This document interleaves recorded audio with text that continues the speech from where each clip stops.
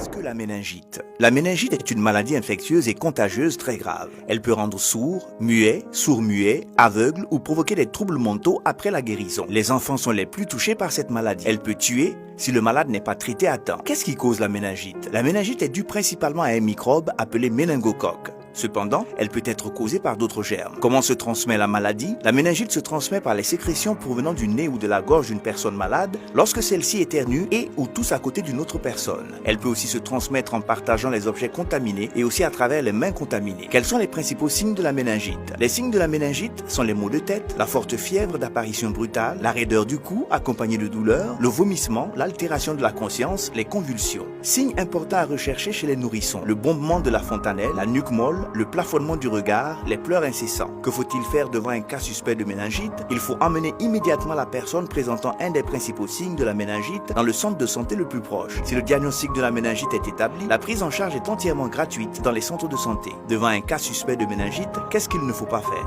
En aucun cas, il ne faut pas faire de l'automédication, c'est-à-dire ne jamais prendre de médicaments sans l'avis d'un agent de santé. Comment faire pour réduire les risques de contamination de la méningite? Il faut éviter de s'exposer et ou d'exposer les enfants à la poussière. Éviter que les muqueuses nasales ne se dessèchent en les humidifiant avec du beurre de karité. Soignez précocement toute maladie liée aux voies respiratoires et à la gorge. Se laver régulièrement les mains à l'eau et au savon. Éviter de partager les objets contaminés avec les sécrétions, salive ou le liquide nasal d'une personne malade. Se faire vacciner.